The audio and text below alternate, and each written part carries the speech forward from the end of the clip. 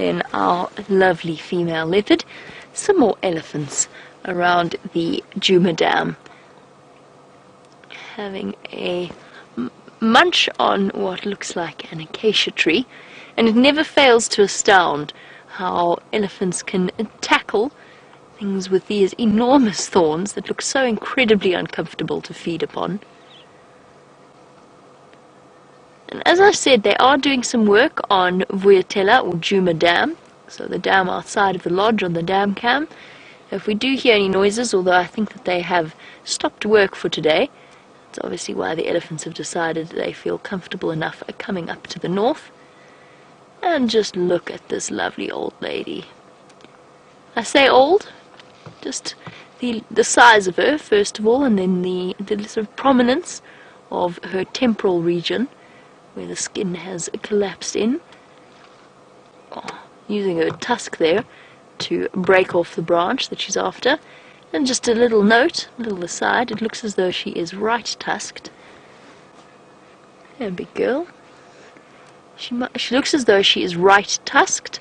In other words, kind of like a human being being left-handed or right-handed. Her right tusk is slightly shorter, slightly more worn down, and she was using it there to pluck away at the branches.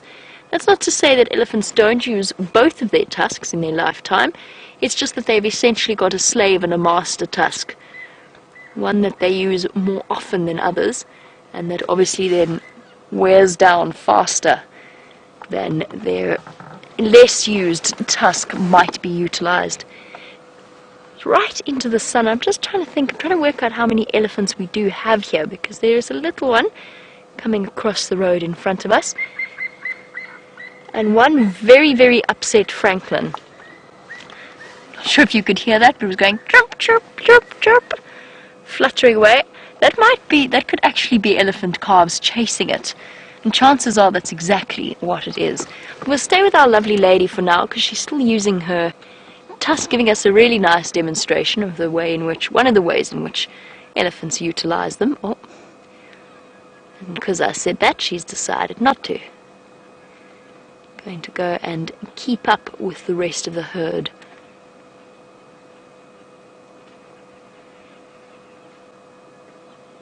And a lovely elephant sighting, I feel, is exactly what the doctor ordered on this Friday afternoon.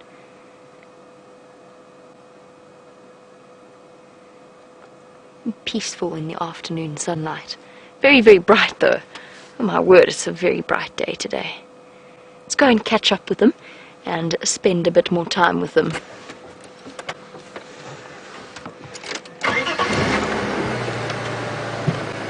And hello to Abu Sheikh, who is watching us and enjoying our live safari, and has a question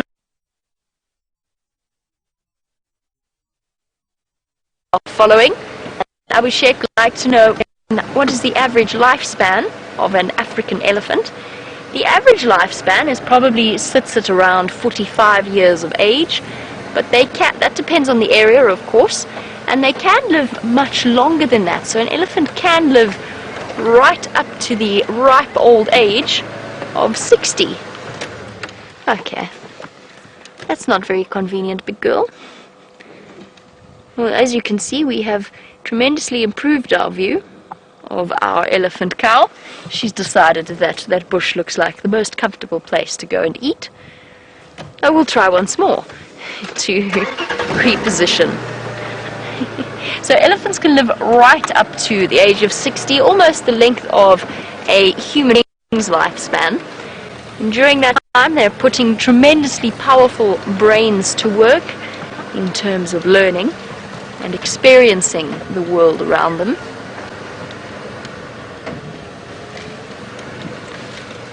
I don't really want to go any closer to her without stressing her out. There are other elephants in the area, we just have to wait for them to move into view.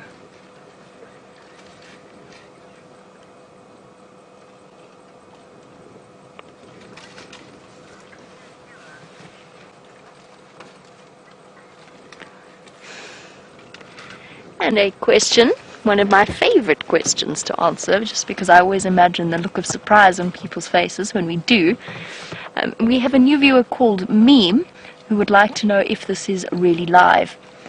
Yes, we are really live. We are absolutely 100% live from the middle of the African bush, and if that doesn't sound to you like the absolute best way that we have put technology to use in the last 100 or so years, apart from, I don't know, space exploration and antibiotics was maybe a good one as well.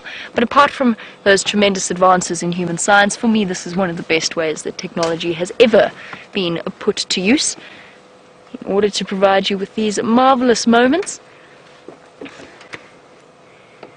It's something that still astounds me, perhaps due to my serious lack of understanding of how it all works.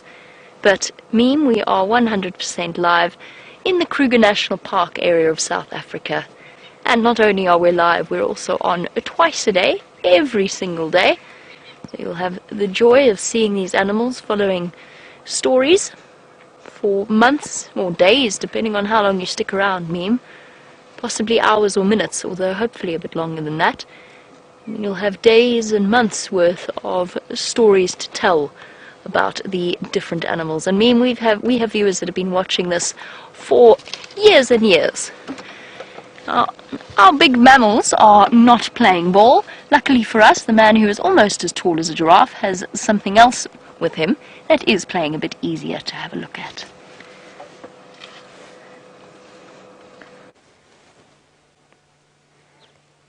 And it, of course, is a giraffe. A really big old bull. Looks like he's going to come out into the open and cross the road in front of us. So we're right on the southern boundary of Arathusa. Look at that. He is massive. Hey, big boy. Oh, a big giraffe can weigh nearly 2,000 kilograms. A really big male. He probably weighs about 1.5. And they are the tallest living land mammal. And he's now popped across. He's going to visit the neighboring property. And let's try to get one last view of him as he heads down towards some nice big acacia trees, which is, of course, their favorite food. There he goes. Alright, Mr. Giraffe.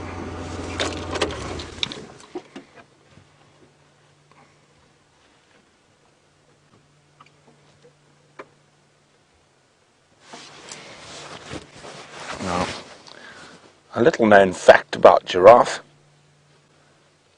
is that they inspired the first G-force suits used in the breaking of the sound barrier. So you think they're so tall that all their blood would rush down to their legs, so their skin's very tight, and those skin tight thing would stop the blood going too quickly down to their feet. Now they've got lots of adaptations because of that strange shape that they are. They've also got a massive heart. If I remember, it's about 10 kilograms in weight to pump blood through that skin, that tight legs, and also all the way up to the head. And they've got a very special valve on the back of their head that enables them to drink. So that valve closes when they put their head down, and it stops all the blood rushing to their head and then passing out if they want to have a drink of water. But while our large mammal has moved on, it seems like Jamie's have popped up again.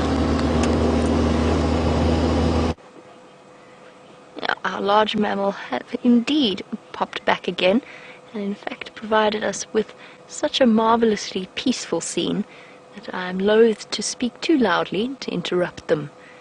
You can see Mom almost dozing off with a very big calf. Suckling, yes, you are nearly 3 years old, mister. It's almost time for you to stop at this point. In fact, Mom, I don't think is really lactating much at all. A little bit. But her little male calf is about to get the shock of his life so far. He's had 3 very sheltered years where he has been the apple of her eye, and where she has acquiesced to his every request in a way. Now he finds himself faced with a quandary, because now Mom is going to wean him. And like recalcitrant children, little elephant calves often throw tremendous tantrums when their mothers stop letting them suckle from them. And it can actually be highly entertaining to watch because there's something so incredibly human about their response. The tantrum and the foot stomping and squealing, you can really just imagine it as a toddler tantrum. The elephants and hyenas, lots of things, have tantrums when it comes time to being weaned. That being said, although she will no longer suckle him very shortly, and I say very shortly because his tusks are starting to come through. Now, he has got little tusks. I think we should try and reposition because now we've lost view of all of them completely.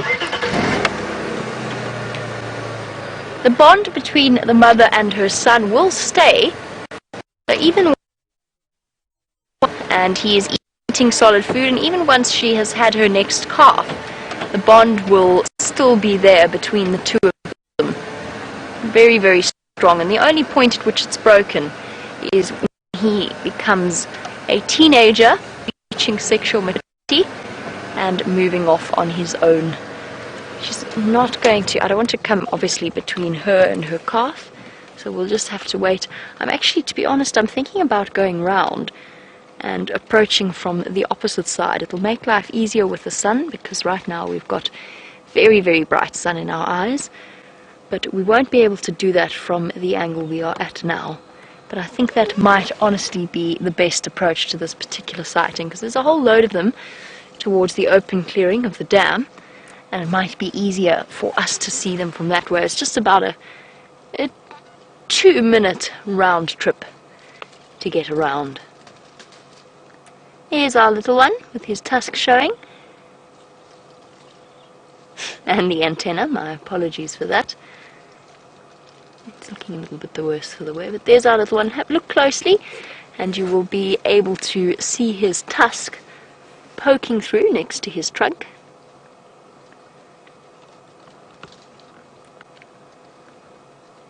There you go. Tiny, tiny. The first indications that he is about to grow a permanent set of, or is growing a permanent set of tusks that one day will be fearsome protrusions from his face, but at the moment are just little stumps. And as you can see, also feeding on solid food. Baby elephant will start to eat solids at around 6 months of age. So whilst she is going to wean him soon, it's not that he is incapable of feeding himself. He absolutely is not. We got asked a wonderful question this morning about the reason behind a female elephant's protracted lactation and protracted period of maternal care. One of our viewers actually asked whether or not it might be because elephant babies take so long to learn to use their trunk that the females suckle as long as they do. I suggested that I didn't think that was the case, but it is as valid a suggestion as any I've heard in terms of that incredibly long period of lactation and maternal care. It's really only matched by things like whales and by some of the great apes that care for their babies for a good couple of years in the way elephants do.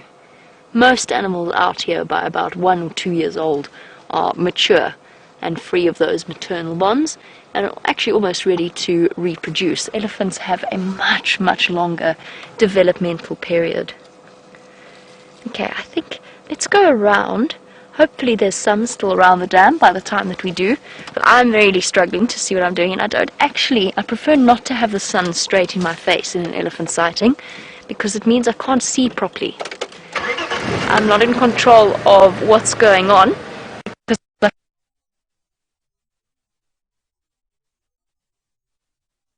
because as you watching their body language. So while we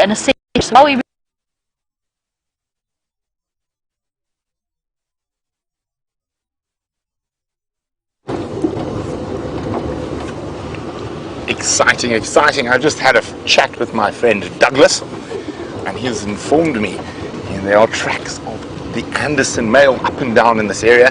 So he's going that way and we're going to go this way and check to see if possibly Doug thinks he might have some meat in this block because he's come out to have a drink and then gone back to where he came from. I'm going to see if we can show you an Anderson track. It is not like other leopard tracks. It looks more like a lioness track. He is an absolutely massive individual. He weighs probably close on 100 kilograms, so over 200 pounds, and that's about as big as any leopard can get out in the wild. So what we're hoping to see is him spread in one of these beautiful marula trees, and hopefully, fingers crossed. I've only ever seen him once. I think Scott's seen him twice. I don't know, no, Jamie hasn't seen him yet. I don't think James has seen him either. We might have, I'm not sure. So, very exciting. His territory sort of ends right on the edge of Tingana's, which is here on this sort of southwestern boundary of Arathusa.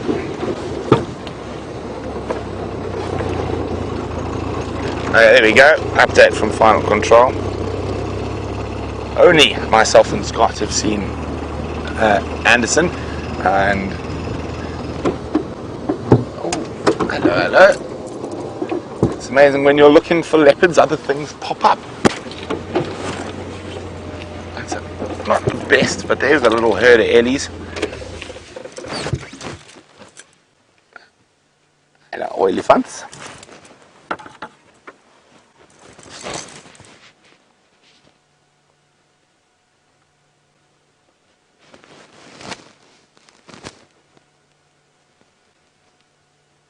Also just listening, seeing if we can hear any alarm calls.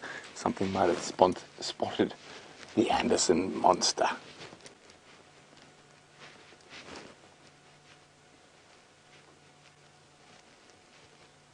Little eddies are just too cute.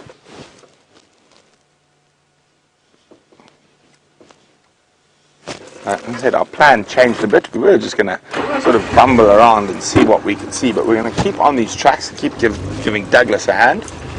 Last track came in here, so we're going to go very slowly, and I'm going to check all the trees.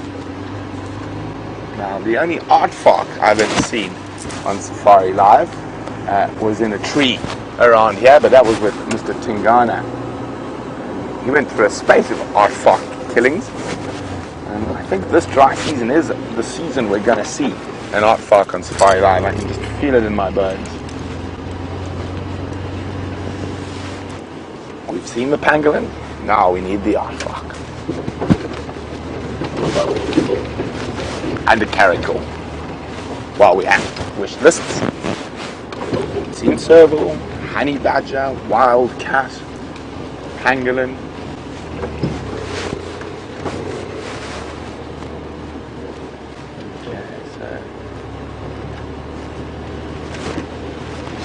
Making sure we don't miss any of the tracks. At the same time, I said, looking and hoping to see an impala hanging in a wonderful marula like that.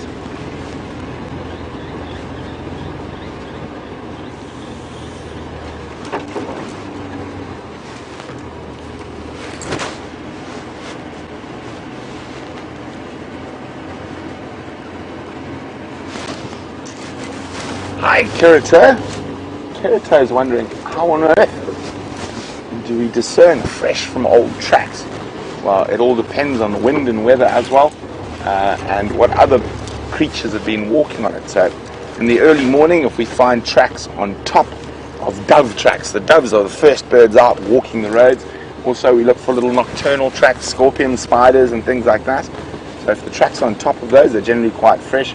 If they're underneath them, they're probably from the night. And you must remember, we drive these roads often, so we know where we've seen tracks and where we haven't.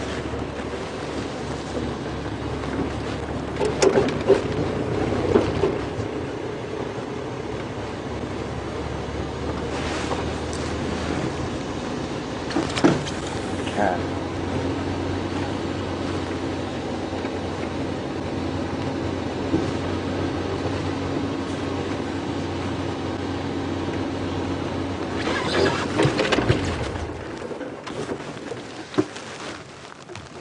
Going to stop and listen. I see some impala, but they're looking quite relaxed.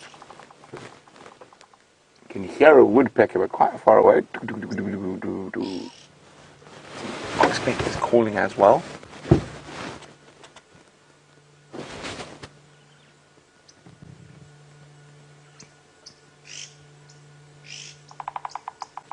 You can hear an impala snorting, but that sounds much closer to the lodge. Yeah. Just listen again.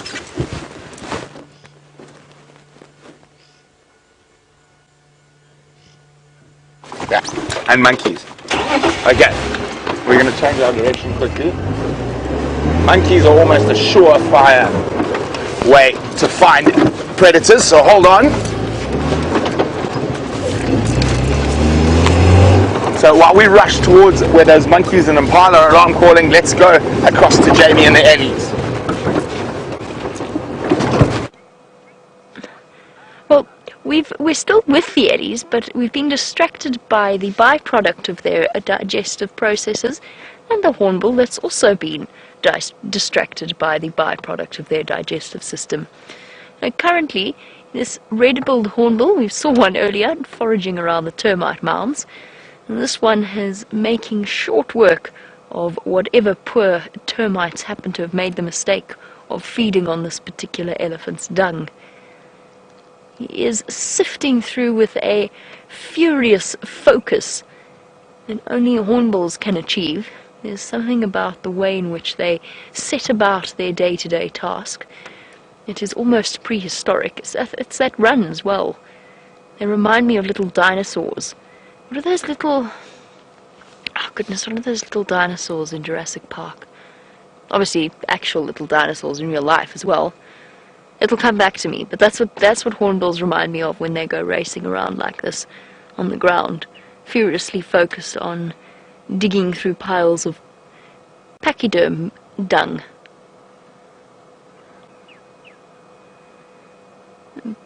Since he has abandoned his post at the dung pile, let's head across to the animals responsible for it. And since we seem to have been doing a theme this afternoon of elephants behind trees, which, by the way, I think would be the most hilarious Instagram page, photos of animals behind trees.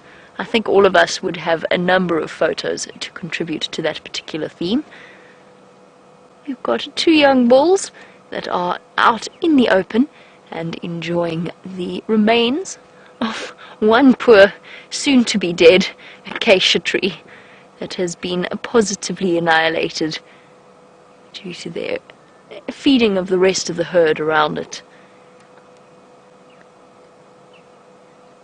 And it's actually so quiet this afternoon you wouldn't even know that they were there if you didn't see them. And I actually suspect it's quite a large herd that we've been watching. We just haven't been able to get a good view of them all, and they're very, very spread out. And they have to be spread out at this point because there's not much in the way of nutritional value to be found. They have to go searching for it away from the rest of the herd. And he is concentrating very carefully on consuming as much of this red acacia as he can.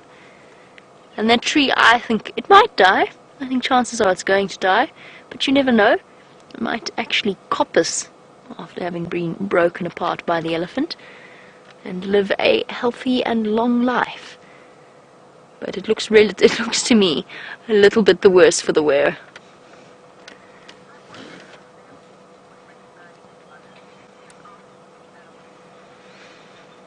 We spoke earlier about the learning processes of the young bulls, and of course these young bulls on the outskirts are very much in that, getting to that age where they're going to be separated from their parents or from their mothers.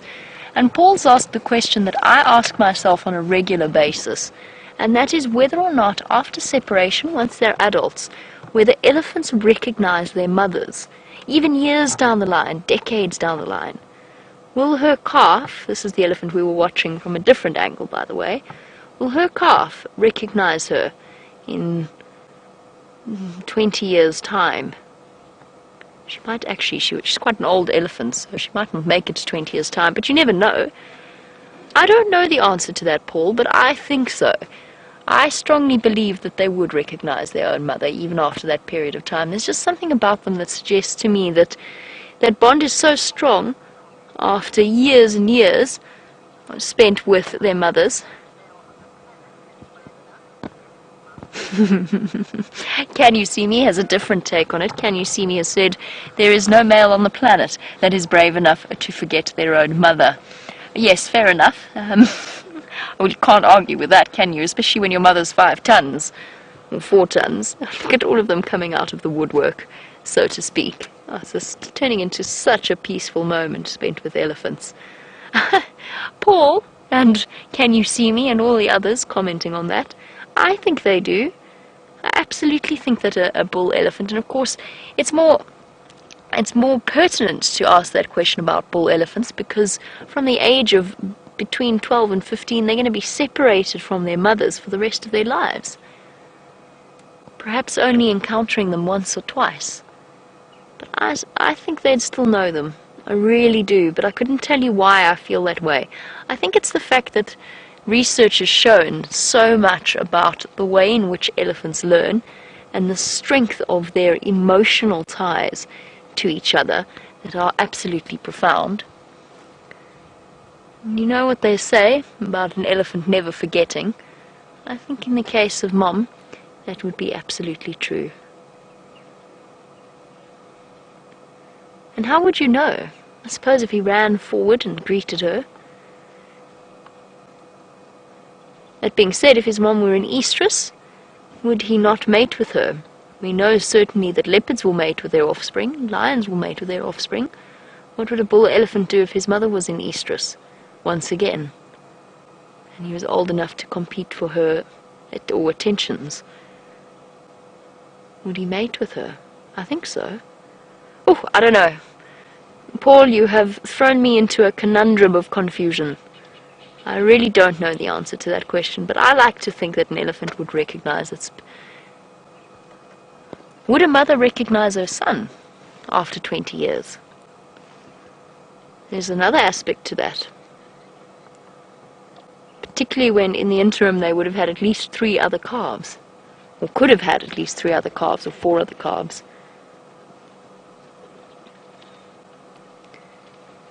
There's so much that we don't know about these amazing, colossal creatures, and I look forward to us learning more and more about them as we go, as we deepen our understanding of the world around us and the animals around us. We have learned so much in the last 50 years. I can't wait to be around to learn, hopefully, fingers crossed, what we learn in the next 50 again.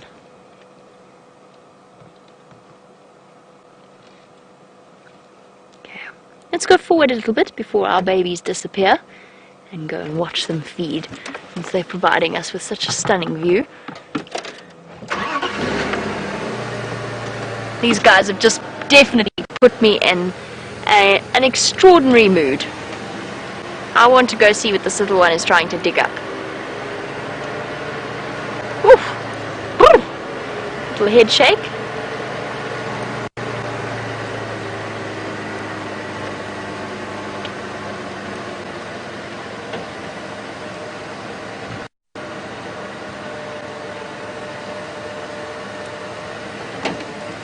Little ones. Here we go. Give ourselves a really nice overview of the different elephants in this particular herd. Look at this little one's very focused on digging out something in there. Ooh, something obviously smells amazing underneath the surface of the soil. Some roots or a tuber perhaps, or just sheer curiosity. What have you found? Put something in its mouth. I don't know what it was. Maybe it was a little bit of root. An older cousin coming up to explore. I love that because what we just saw there was a female, the older calf is a female, moving up and performing the babysitting duties that you often see with sort of young female calves. They very often take care of either younger siblings or younger cousins. They practice their mothering skills and they learn how to how to become mothers themselves by practicing on the rest of the herd. And it really is, you can sometimes see it so clearly when they guide them. They often take responsibility for walking next to them, guiding them, helping them, running towards them if they squeal or give any sign of distress or indignation. Which is why elephant calves are such an integral part of the herd. They form such an integral part of the bonding situation. And why they found that when they tried to contracept elephants in the Kruger National Park through hormonal means, they met with utter disaster. Because it just goes to show the herd's fragmented, the females became angry. It just goes to show how important their offspring are and their hormones are in their social structure. Oh, you're fascinated by the ground, little one. Well, I suppose fair enough. There's not much in there. Not much else in there. While little one stretches to catch up with Mom, Lynn in Michigan watching the tails swish. You're saying you know that they swish their tails in order to rid themselves of flies, but can they even feel flies, since don't the thorns and the sticks that they walk through bother them or hurt their skin? And the answer is, it's kind of like the difference if you imagine something tickling you versus scratching something. So scratching an itch that you might have. So because they've got lots of different nerves on the surface of their skin, just like we do. We've got pressure sensors, we've got temperature sensors, we've got pain, and we've got pressure. And some things tickle us, whilst others might feel like an acceptable pressure that aren't as irritating. Never mind, over to Brent, who's got a leopard. So we followed up on those alarm calls and we found a leopard. I'm not sure who it is. This is normally Shadow's territory. There she is there. I just need to call it on the radio quickly. Station's located on Sati Ingwe in the block just to the east of Arathusa camp, where there's the thatch that's been dumped in a hole.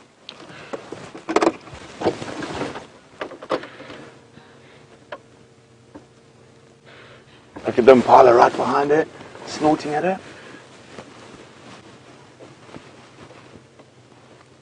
I'm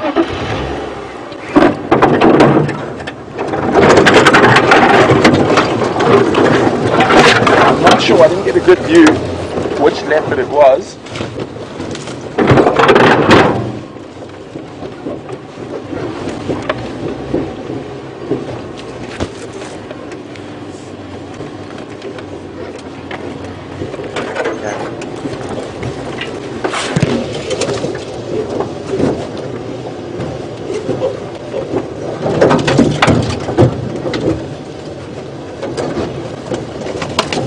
Okay, looks like Shadow. We're going to have a closer look now.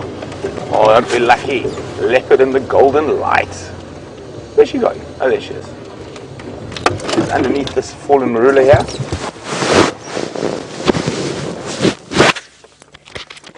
Oops, sorry, Mike. Mike fell off. Sorry about that. I can't hear whether she's calling. She might have a kill here.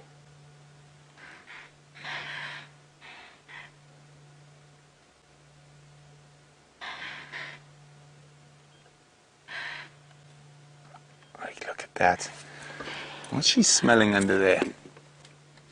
Oh, look at that, into the golden light.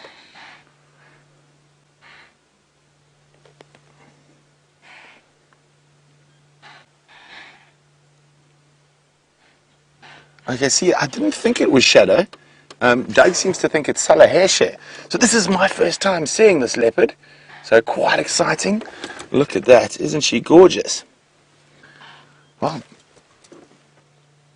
interesting behavior now. This is what would traditionally be Shadow's territory.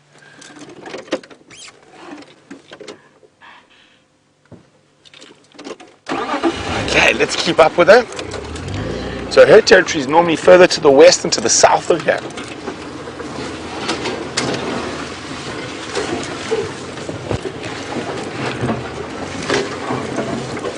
And there's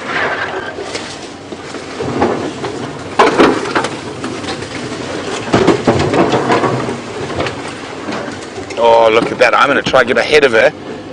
She's going to walk out into some golden light shortly. Now she stopped at the tree. Let me just get around. She's smelling what I think is shadow scent marks, and she is scent marking on top of them. There should be a window. How's that? Oh, look at that light on her. I can't resist. I have to snap a pic. So I think she's definitely smelling shadow scent marks. Full female. Now, she's very big. I mean, Shadow's quite a bit shorter than her. And she's just she's just raised a cub to adulthood. So her cub is independent now, just over a year old.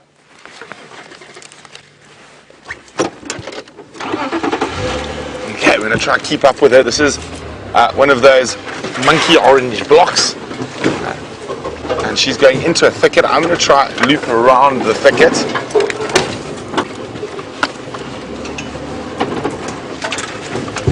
Oh, and hopefully we'll get some more beautiful views of her in this light.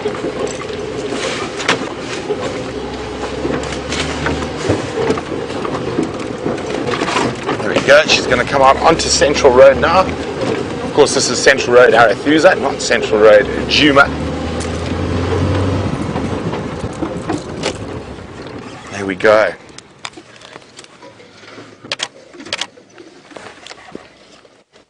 She's on the move. Now there are quite a few people who are trying to get into the site, and so we'll stay for as long as possible. And she is unfortunately heading towards the southern boundary of Arathusa, and I said let's go to the south of Arathusa, maybe we'll get a treat. And Salaxeye is the treat. Oh, she is a spectacular animal. Just trying to think. I'm just trying to see where she's going to go. There we go.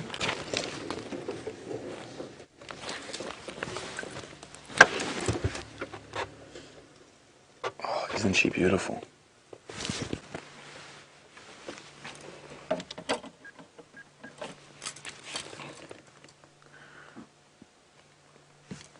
As I said, traditionally Shadow's territory, but Shadow has been spending quite a lot of time further to the west.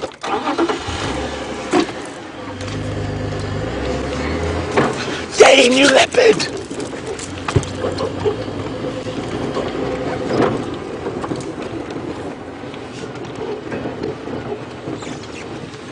Cat in Tampa was wondering why she was walking around with her tail up a bit earlier.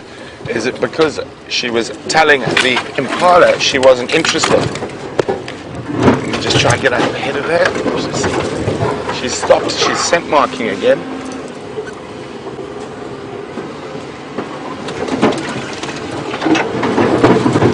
How's that? Oh, look at that. Leopard and a sunset. Bonus, 2 for 1. Oh, she's on the move again.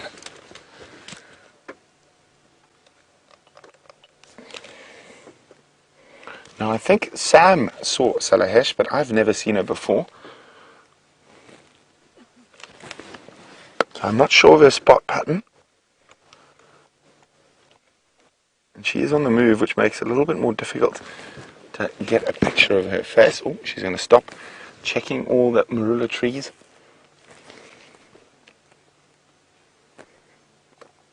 So she could be smelling a male's scent marks, or she could be in fact smelling shadows.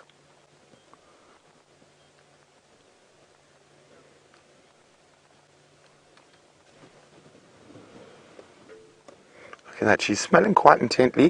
Look, there's a bit of a phlegm and grimace.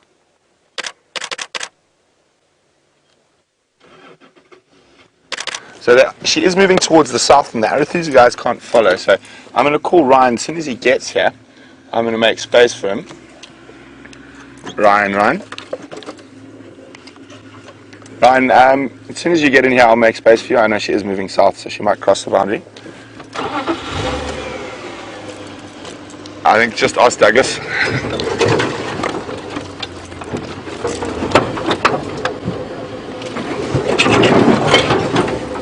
Okay, so we're going to try stay with her as long as possible.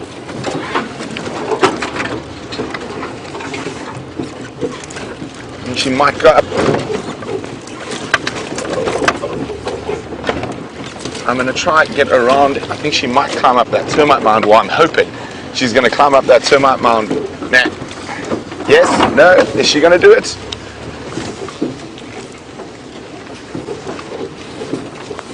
I was sort of hoping she was going to give us that sunset from the top of a termite mound, but no luck. Oh, isn't that gorgeous? Now if we come out a little bit, you'll see the sun's just setting. Isn't that spectacular? Salaxeye, the female leopard.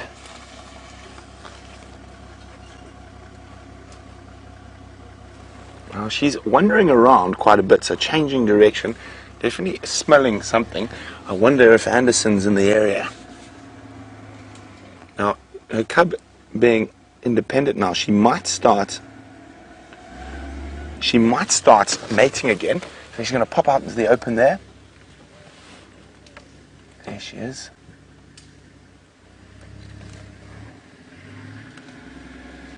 There we go. She's going to head into another one of those monkey orange thickets. Oh, there you go. See, she's sniffing. Now, is she smelling shadows? Is she smelling the Anderson, or even maybe Tingana?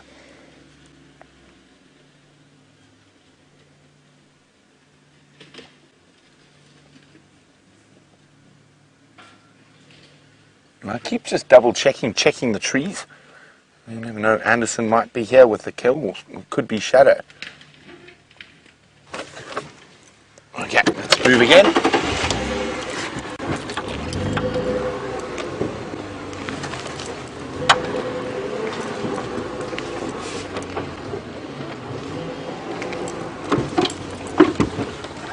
Oops.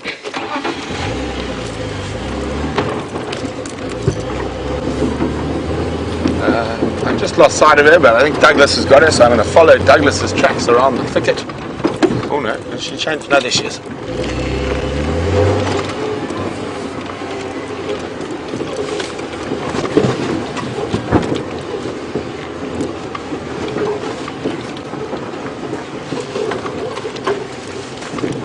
Watch out there. Watch out beyond. I'm going to see her now. Last spot I spotted her was just here. Oh, there she is.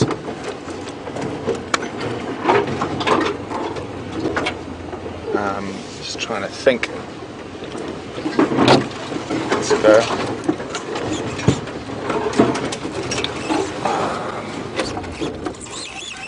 There we go. She's just stopped.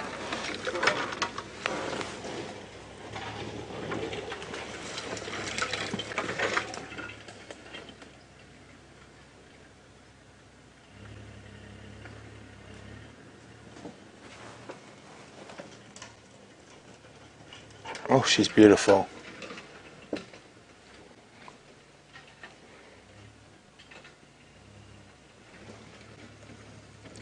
Now, Paul is saying, isn't it quite aggressive for her to be spraying over Shadow's territory and his Shadow's cub in danger from Salaxeye? She could very well be, Paul.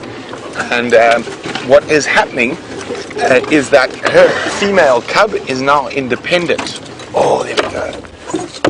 Her female cub is independent, and there she is, right now next to us. And so what often happens with leopards is they move out of they give a piece of their core territory to their daughter. And oh, look at that, she's smelling. Sorry, I'm just trying to get some ID shots for my own use there.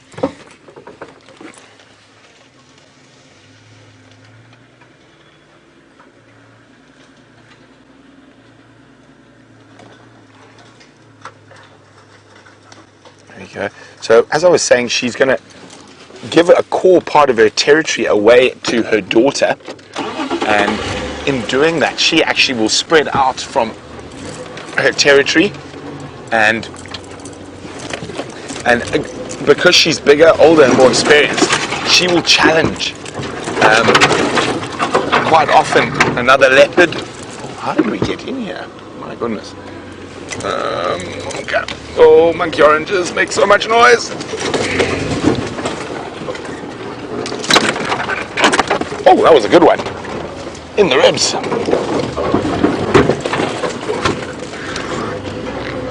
Okay, there she is. Just off here. I'm going to try and get us in a good spot again.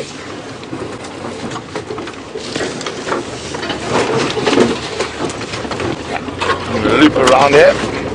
I see a bit of a gap between these monkey orange thickets.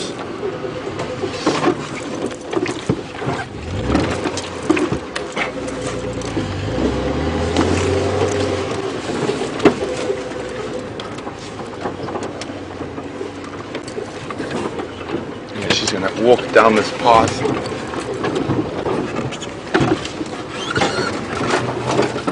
There we go.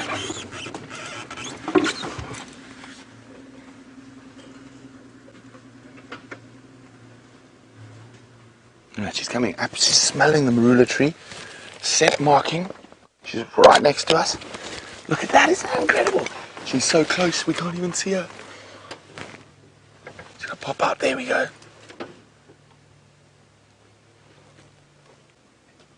She is a beautiful, she is a very big female.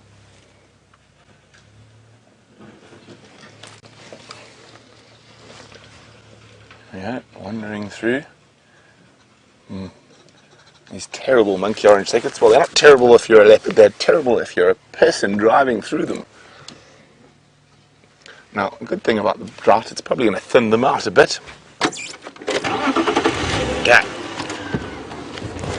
I don't know how far we are from the boundary, but it is coming up close, and I have called Ryan. As soon as he gets here, I'll make space for him.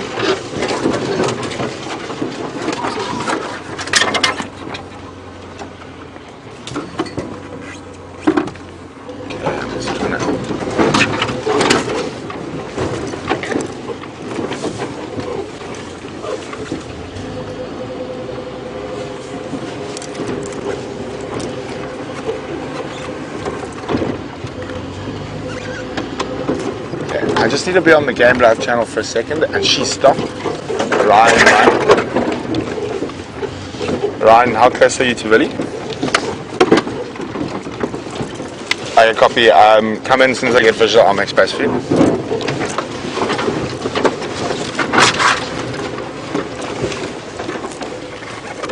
Okay, we're gonna have one last look at her, and then Ryan is gonna come in. There she is. She's scent marking, and that ties in with Abhishek's question, is that what will happen if she meets Shadow? And the answer is she'll fight with her. There she is. One last little view.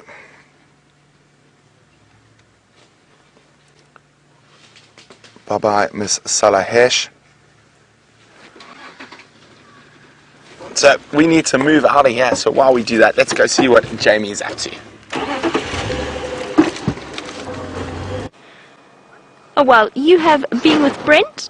We've been sitting around the WildEarthTV pan, and just a very brief glimpse and some marvellous camera work from Jean-Dre there of a fish eagle soaring past and heading for somewhere to rest for the evening. Wonderful news that you've got to see, for some of you, 2 new leopards in one day, 2 new female leopards in one day. Absolutely marvellous as our fish eagle disappears. Well, you've been distracted there. Jean-Dre and myself have had the most marvellous time of just enjoying an elephant sighting all to ourselves. I say all to ourselves, and of course the Djuma Dam camera, which has also been watching them come through. But it has been a truly marvellous experience. We've had such a wonderful time just sitting here. We've had males coming up to us, the rest of the calves moving past. They're slowly making their way through to quarantine. There's many exciting things in the bush to see, but there's nothing that is as grounding, I think, is the best way of phrasing it, as grounding as a pleasant elephant sight. A little bit further. I know it means we're distracted from the search for the hyena dens, but for now this is just thoroughly enjoyable.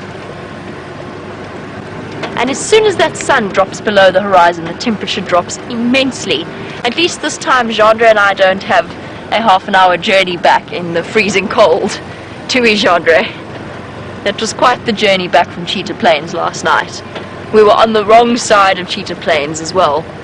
was a long way home. You were kind enough to lend me a blanket. Oh yes, I was. Thank you. I was very chivalrous. I gave Jeandre a blanket. I was sitting on it at the time, so it wasn't like I was putting it to the best use. And Jeandre, now that James has left, I get James's leg blankie. This is only for James's legs. Don't sit on James's leg blankie. He won't be happy with you. It's James's leg blankie. Hello, Eddies.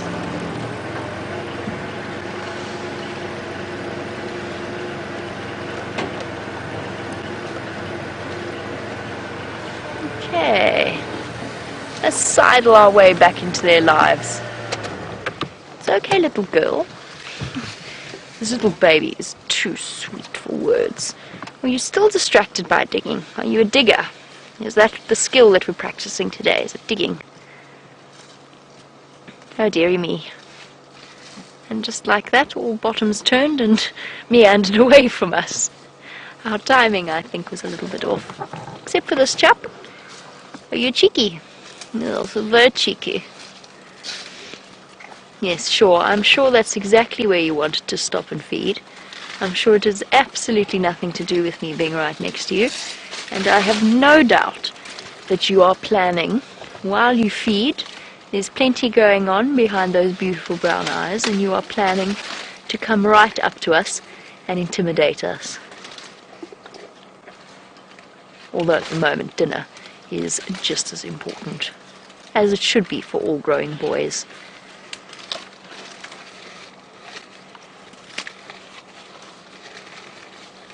Awesome sound effects happening here.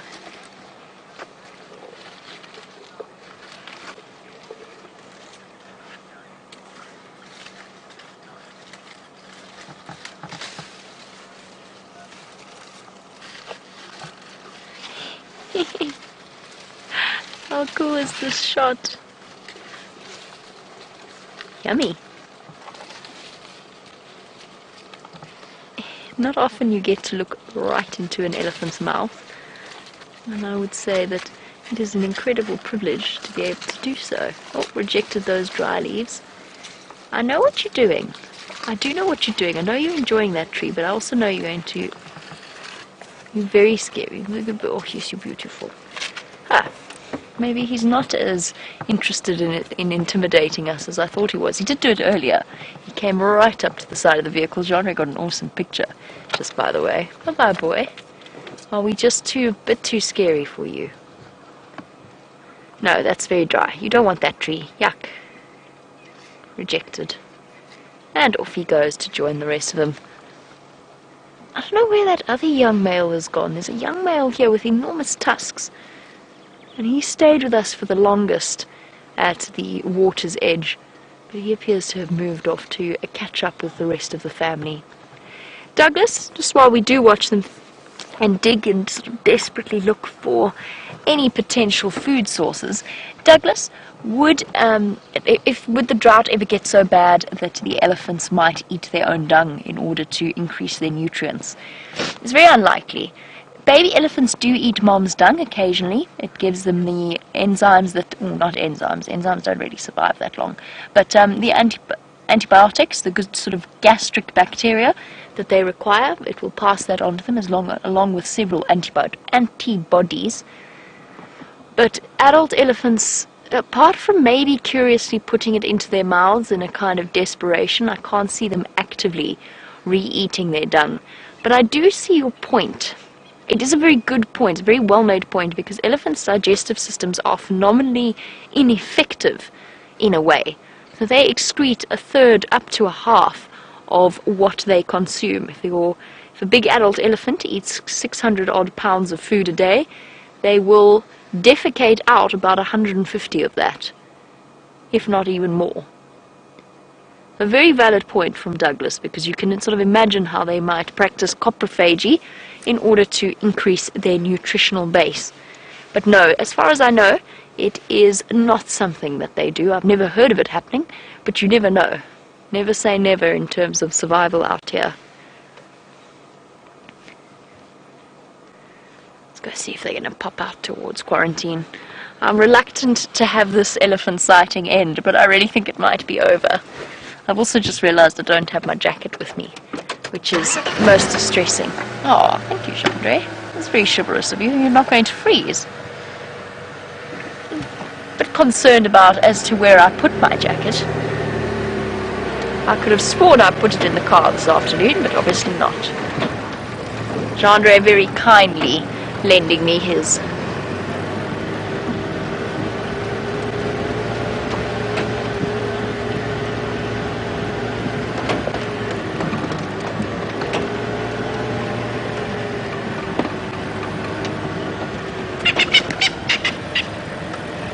But there we go. There's an update from Arathusa Lodge, which is in Buffelshoek, that a male leopard is with the female mating outside the lodge. I think our elephant sighting is over, by the way. So we don't know which male it is for now, but it's most likely because Arathusa is not far away at all from the boundary with Buffelshoek, which is where we left them this morning, and where, of course, that skirmish occurred between the 3 leopards.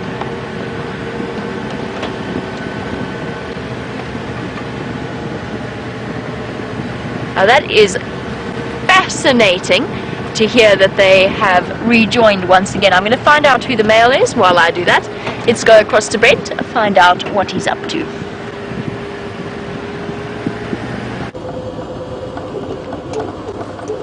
That was so exciting, my first time to see Salaxeye. So I'm trying to figure it out now. I've been thinking as I've been driving about all the leopards that I've been lucky enough to see since I've been at safariLIVE. I missed out on Shaluva 2005 model today, but I've seen now.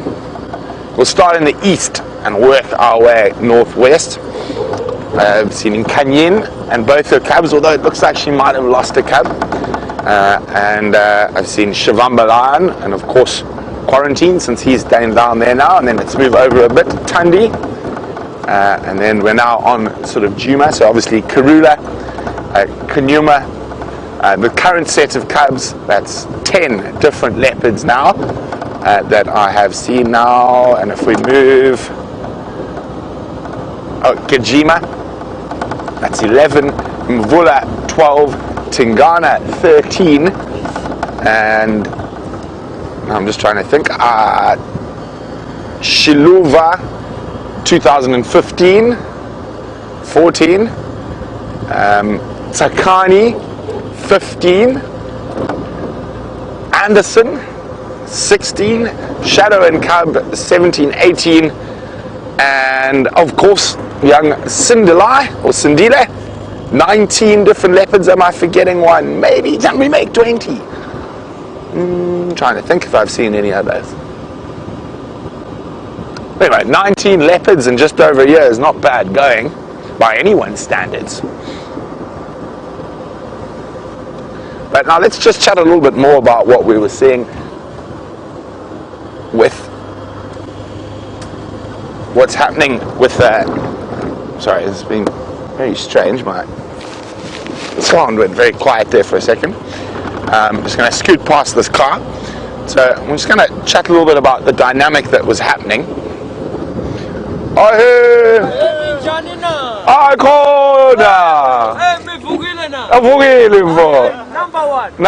Cheers. So guys from Arathusa in a really good mood this afternoon, saying hello. They're coming back from the gate. Sorry, I'm going to absorb all that happy energy. And so let's just chat a little bit about what's happening with, what's her name now? Salaxeye, moving into what has really been the core of Shadow's territory. So what happens is when her cub, which is a female, reaches maturity, she's going to sequester a core section of her territory, which is around the Manyeleti River, Elephant Plains, and Sibambili. That's sort of the core of her territory. Now she seems to be pushing further and further to the east. So she's giving her cub the best chance to start. So she's surrounded there by Salaxeye. So Salaxeye will maintain a territory on the edge. So Salaxeye, being an older female, an adult female, knows a bit more about how to fight and whatnot. So she'll now move and push the next female along. So we could actually start seeing a bit more of Shadow in Djuma. And that's unfortunate for Karula, but this is how it works. And the older a female leopard gets, the smaller her territory gets as she keeps giving away pieces to her daughters. So very, very fascinating. Now, if Shadow and Salaxeye had to meet, my money's on Salaxeye. She's a much bigger female. She's probably got 50 pounds of weight on her, on Shadow. So we might find Shadow pushing more to the east and to the north, into Karula and Tundi's territories. There obviously is only a finite number of territories available in an area, and there's fierce competition for those territories. Now, Salaxeye has given up a core part of territory that is probably one of the best leopard territories in the northern Sabi Sands along the Manyaleti River. So lots of Nyala, Impala, Daika, and she's moving into Shadow's territory, which is not as good, and Shadow holds a territory that is not as good because she's not as big and not as strong. So it's going to be very interesting to see how this dynamic plays out over the next couple of months.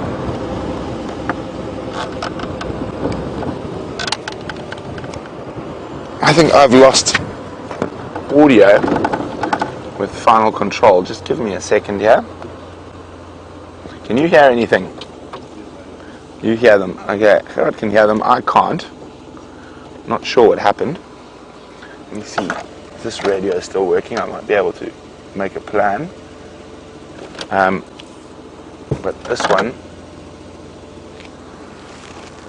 I can't hear. There we go.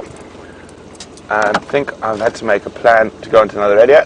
And there we go. I've got final control back for now. And very interesting. A very strange problem. Okay, so as we're saying, we're chatting about the leopard dynamics and what's going to happen. So it's going to be very fascinating to stick with this story. And that is the wonderful thing about spending as much time out here as we do. We're out 6 hours a day, every day, on live safaris. Isn't that incredible? It sort of boggles my mind every time I say it.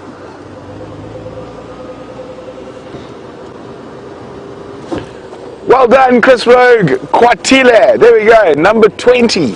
So, well done. Thanks for reminding me. I forgot about Kwatile. Unfortunately, she died earlier this year. That's, of course, Tsakani's mother. So that is 20 leopards different individual leopards since I've started at safariLIVE. That is amazing. Were you looking at something? Were you seeing a leopard, or were you just looking carefully into the bush, Mr. Impalalas, before going into the thicket? There we go. So we've got quite a beautiful view off to the west here. I'm just going to enjoy it. We've got some impalas in the foreground, and there we go, the Drakensberg Mountains and the western skyline. Absolutely exquisite. And a retired knobthorn tree there just to the right of center frame.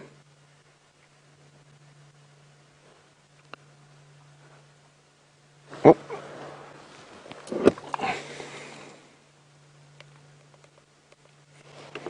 Beautiful. Tough office we work in here. And let's carry on, see what else we can find before the end of this sunset safari as we start moving into the transition between night and day.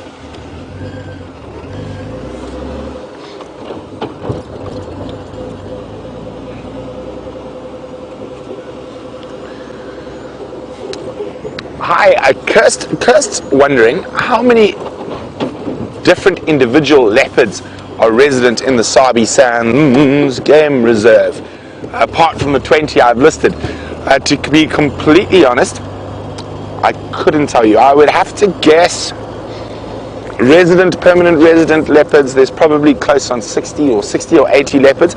Maybe one of our viewers out there who's active on the Leopards of the Sabi Sands Facebook page can let me know how many resident leopards are currently in the Sabi Sands. I'm guessing it could be as high as 80, maybe even a bit more. But if anyone does have a bit of better information for me, I'd love to hear it. I actually have got that data somewhere. I have to dig it up, but I don't have it stored in my brain at the moment. Now, of course, all those leopards I mentioned, some of them are not resident yet, some of them are nomadic, the young males in particular, Sindile, Kunuma, Quarantine, although Quarantine seems to have established himself down in the east around Torchwood and Coral and Cheetah Plains, and in Kunuma has apparently established himself down along the Sand River in Londolozi.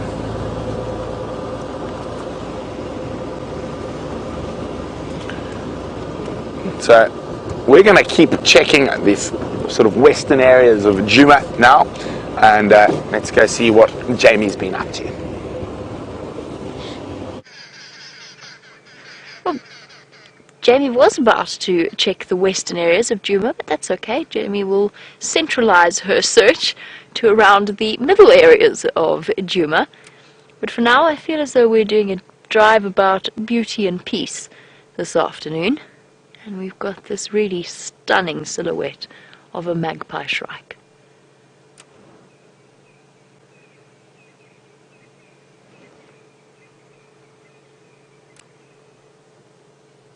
Absolutely beautiful. And all of the all of the birds in the process of going about their evening chorus before going to bed. South Africans, of course, not famous for their noun enunciation, but even I can say birds and beds.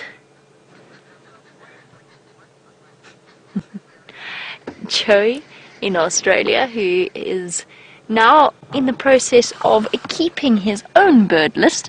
Marvelous to hear that you have, in fact, that you really enjoyed the grey-headed bushshrike, which added to, what was it again?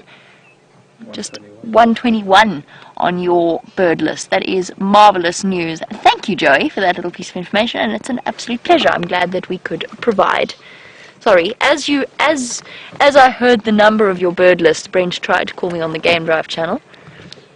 Standing by. Let's carry on and see if we can't top our serval feet. I was going to take main access towards Impala Road and then probably make my way back along power lines depending on time.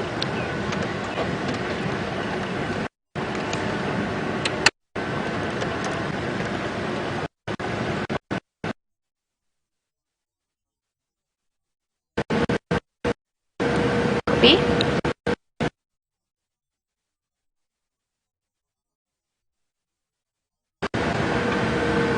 So that is back with the female. How amazing is that?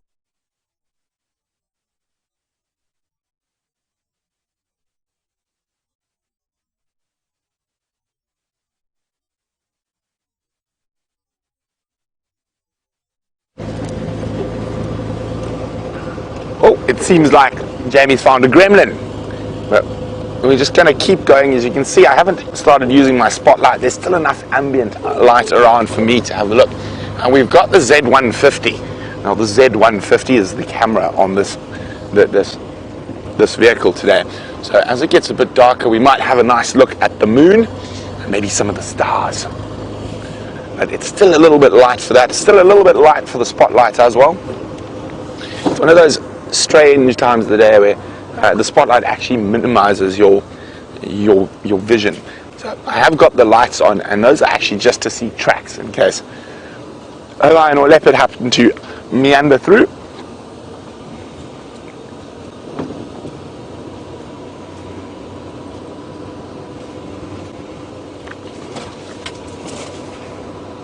It is an absolutely gorgeous evening.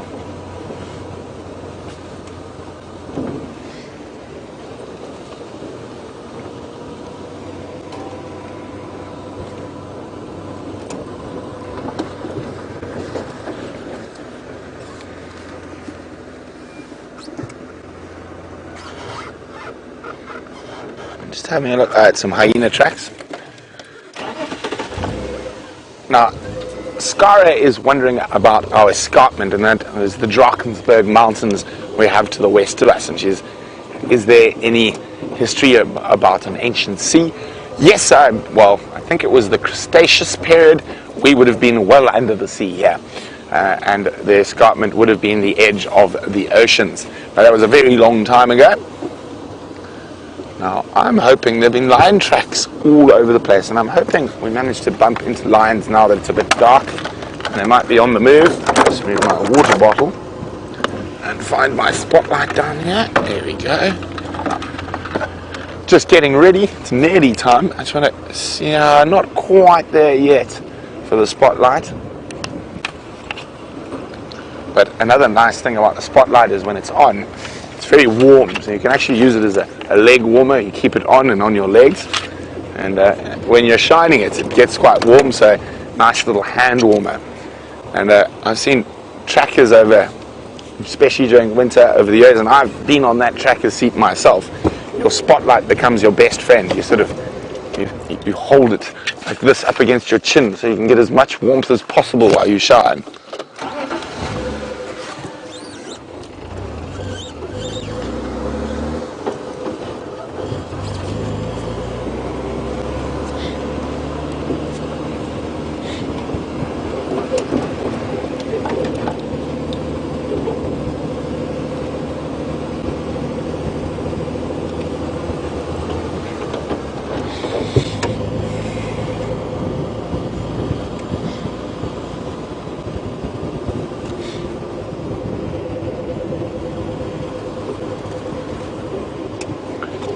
We've just been chatting about the mountain range, the escarpment, the Drakensberg, and Jamie's got a view of it to show you.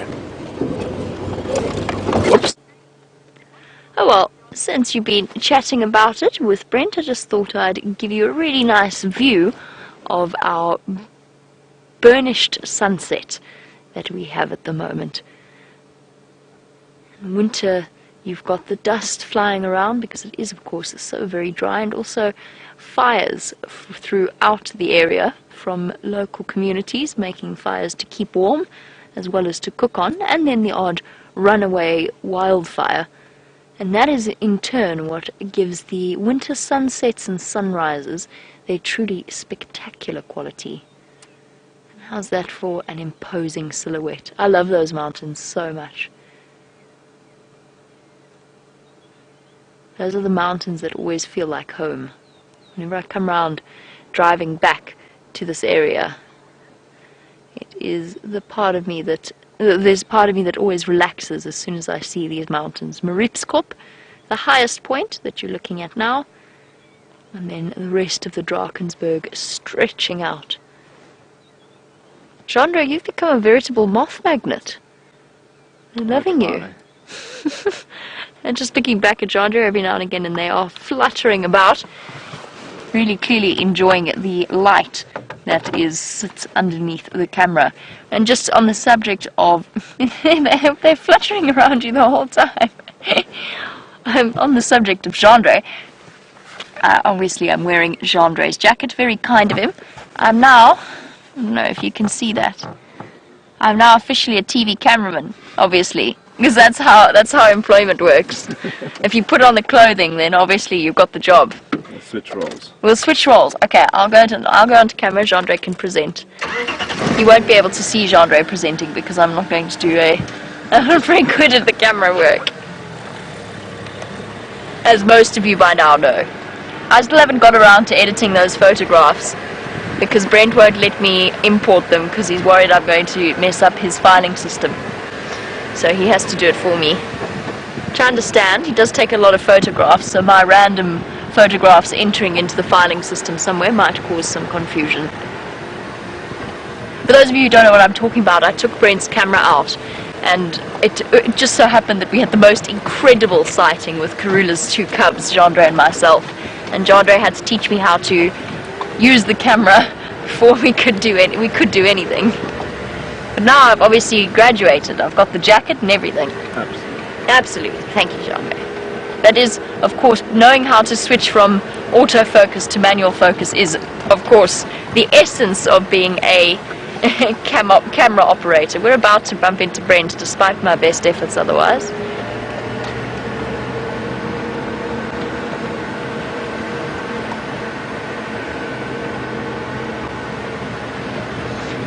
Right, let's see. Shall we challenge? Let's see who can blind each other first. Oh, he's turned his lights off. Darn it.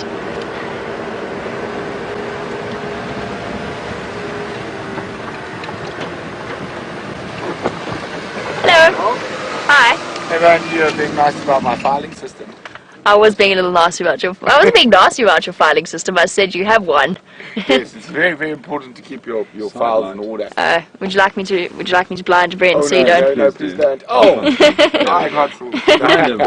Okay, we're gonna go head towards Sydney's. Okay. See if there's anything having a drink. Okay, cool. All right. Hello, Carrot. Carrot. I actually got to mention the Night's Watch. Oh, Carrot. Hey, there we go. You've got a nickname now. Yeah, Carrot. Cheers, Carrot. Bye. That's actually sheer genius. That was really very clever. For those of you who are Terry Pratchett fans, of course, that makes utter sense, especially when you see Gerrit, whose name is Gerrit, not Carrot. Oh dear.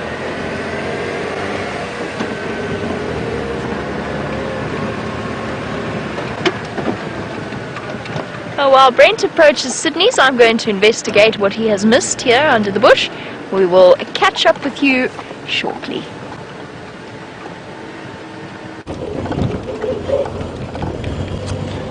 There we go, welcome back. We're going to head to the waterhole. Now there's been lion tracks up and down and all around, so I'm hoping that maybe they pop out at Sydney's waterhole for a drink. And I also want to check the Buffalo cut line for that little African wildcat we've seen a couple of times there. Now that would be quite the thing if I manage, and I know unfortunately I can't really count the cheetah, but I did see it running away. If that is the case, we could have seen a lion, a leopard, cheetah, and a wildcat in one day. Or a serval. I'd like to have any cat. I think 3 cats is our record. I suppose we can only really count 2 because we didn't get the cheetah on camera. But hopefully we can get 4 cats to break the record this evening, and I'll take little cats as well. Not meerkats. No, Gerard is correct. Definitely not meerkats. Meerkats don't live here. They live in the arid west and south areas, and the north as well, in the desert. But we could see a genet cat, but that's not a cat, of course. That's a member of the mongoose family, a nocturnal predator.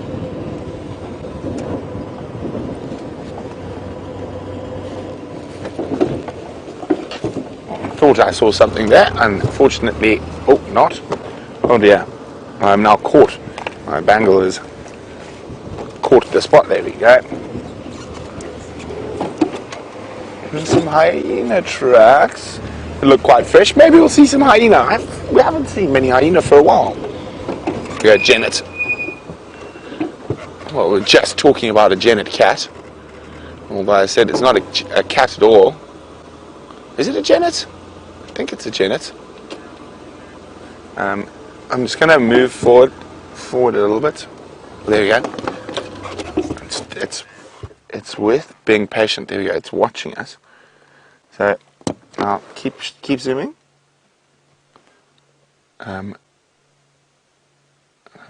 Just lost sight of the eyes now. Come out a bit, a little bit lower. So there, just to the left of that fallen branch. I'm just going to try and move forward ever so slightly. There is a little genet hiding in there. Now, the best genet sighting I've seen recently was actually walking behind James's room on my way to bed. Oh dear, they can be so tricky. I'll just try reverse. Maybe we'll find a gap through the bush.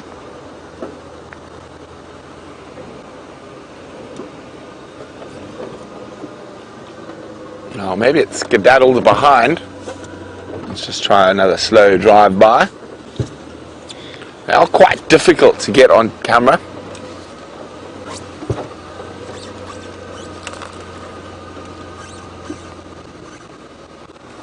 This one is being particularly difficult. Sometimes if you turn the light off and then turn it on again. No, I think it's made its escape. Unfortunately, that would have been a very nice little treat. But of course the safari's not over. You never know what might be around the next corner.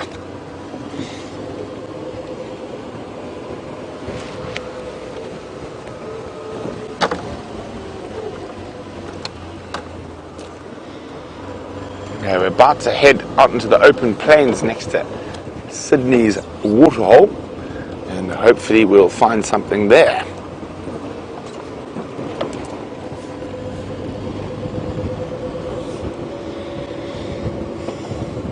There's some impala, we're not going to shine on them. Now, for those of you who might be new, we don't shine on daytime animals, impala, zebra, giraffe, and the light can affect their eyesight a little bit, not permanently, but we don't want to make them an easier target for one of the predators. Likewise, when we're following predators and they start hunting, we turn off the lights because we don't want to put a big spotlight on a predator while it is trying to catch its dinner.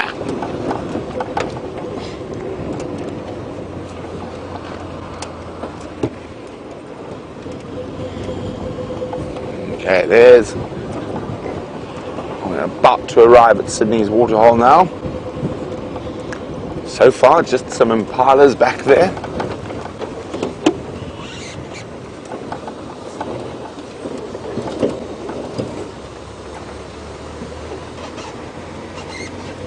Oh, that sky. Oh, there's someone having a drink. So we're not going to put the spotlight on them. So nothing here at Sydney's waterhole. And just look at the colours this evening, isn't it spectacular?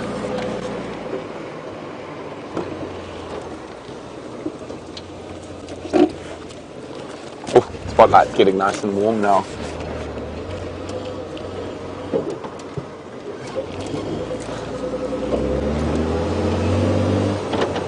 Oh, I think I accidentally fiddled with the radio there.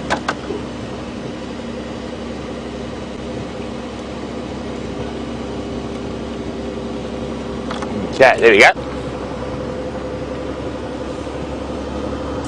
So I'm going to go try find some nocturnal critters.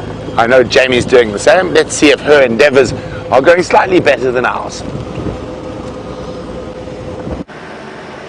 Well, my endeavours did go relatively well. I found some bush babies, but unfortunately they were probably about half a kilometre away in a tree with lots and lots of leaves, so that definitely wasn't going to work in order to show you a bush baby sighting, so sorry about that. Next time we'll have to get lucky with bush babies. We have had some really amazing luck, and that's the fantastic thing about winter with our mysterious and secretive nocturnal beasts. I feel as though that serval sighting was truly marvellous yesterday evening as it munched away on something. We never really found out what it was eating, but I really feel as though a porcupine is long overdue. I have yet to see a porcupine since I started working here on Djuma. They've got to be somewhere. I mean, they must be around, but I haven't found one. I've found their tracks, I've found their quills, I've found their burrows, but I haven't seen a porcupine, and I feel as though it's starting to get slightly ridiculous. A porcupine at the moment is very high up on my list. I have long since given up on the idea of an aardvark. When it happens, it will happen, and it will be meant to be, and hopefully you will all be there to share in my first ever aardvark experience, which is ridiculous. It's a little bit embarrassing. It's profoundly embarrassing, actually, that I've yet to see an aardvark, given my current profession. But porcupine, I think, goes high up on the list of things I would like to see of our nocturnal creatures. Had civet on camera recently, and caracal. But caracal might be pushing things a bit. But a porcupine, I feel, is well within the realms of possibility. They come through here at night. Herbert showed me where the porcupines had come and dug up the monkey pods on quarantine. I just can't believe we've never seen one.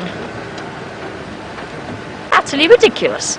Unfortunately, whatever our fate may be with porcupine sightings, tonight appears to not be the night. We have reached the end of our sunset safari, and it comes time for me to say goodbye to you all.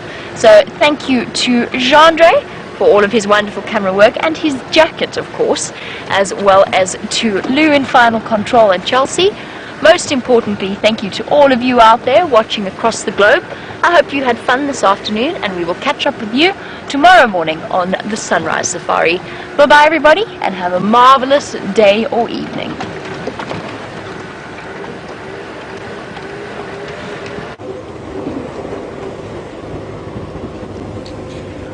Okay, so we're hoping to find any nocturnal critter, but that is not a nocturnal critter, but is a roadblock for us.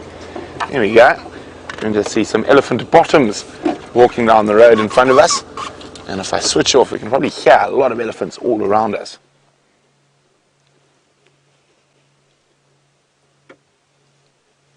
Okay, well, we'll keep following the elephants home.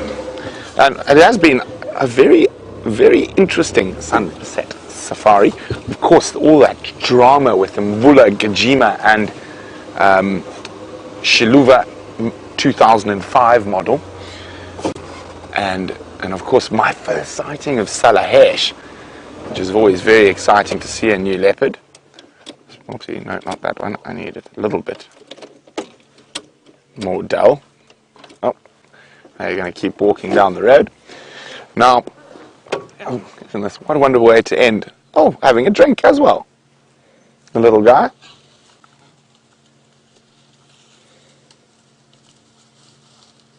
Now, in certain areas, elephants can get quite upset by lights. As you can see, these elephants couldn't give two hoots.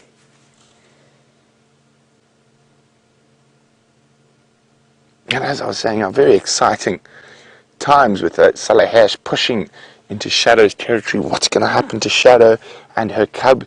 Will she move deeper into Karula's territory? Will she move into Tundi's territory?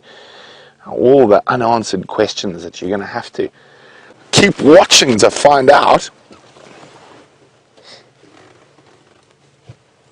Thirsty little guy. And now actually coming out of the darkness just to our left, I can just hear footprints. There we go. There's a little guy about to walk into the side light here. Hello, little monster. Were you trying to sneak up on us? It looks like a little bull.